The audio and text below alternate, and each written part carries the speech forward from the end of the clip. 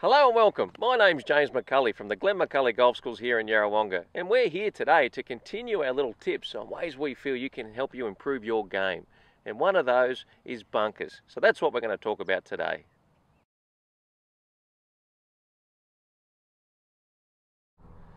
So we can talk about lots of different types of bunker shots. There's longer ones, there's shorter ones, but the most common bunker shot that you guys will get is a typical greenside bunker shot. And so much of making these shots work well for you is how you set up for them. There's two things that we're looking for when we've got a greenside bunker shot. One, we want to get it out. But two, we want to get some height on it. We want to get the ball up nice and high so when it lands on the green, it lands nice and soft. And this is where the setup is so important with this. To begin with, what I'm going to do, I'm going to set myself up aiming slightly left of the flag. Now, let's say 6 feet left of the flag. That's where my feet, hips and shoulders will be aiming. This is where I'm now going to set myself up, and here's probably the most important part, is ball position. We're going to play the ball up towards our left heel. By having the ball further forward in our stance, I've got a nice normal stance here. I'm letting my arms just relax in front, but by having the ball further forward, it allows me to keep lots of loft on my club, because that's what's going to give us the height to get this ball up in the air. So I'm aiming about 6 feet left of my target, and I've got the ball up near my left heel. We've got ourselves set up correctly now. We're aiming slightly left of the target, and we've got the ball up near our left heel. But here's the most common fault in bunkers, and where everyone tells us we've got to hit sand. But how much sand do we hit, and where do we focus on?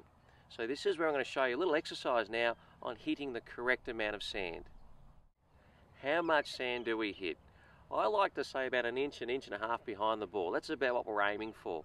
And this little exercise, what I'm going to do here, I'm going to draw a line about an inch and a half behind the ball.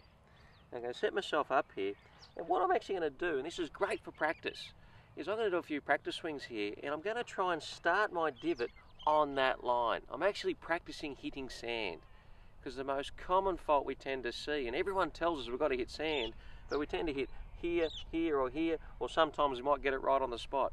That's where you get so many mixed results because of it. So I'm going to set myself up, and I'm going to do a nice full swing here, and I'm going to practice trying to hit that line. I'm practicing hitting the sand. And you work your way along, do a few, wind it up, try and practice hitting that spot. And if you're hitting the right amount of sand, the odds are you're going to get a consistent result.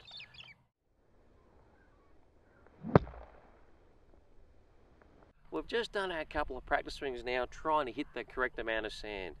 This is where now I'm going to step up, and remember this is just in practice. I'm going to set myself up and I'm going to try and hit that line. I'm not even looking at the ball, I'm trying to hit that line. Because if I get that line, I get that nice, high, soft floating bunker shot that we're looking for. So let's see if we can do that. So I've got myself set up, I'm focusing on that line now, just a nice easy full swing, and try and hit that line.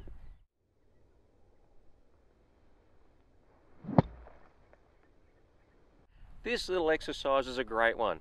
Drawing your line and hitting the correct amount of sand. Because the more you can hit that same spot, that's where you get consistency from in your bunker shots. But just remember, don't do this in a club competition. You'll probably get pinged a shot or two.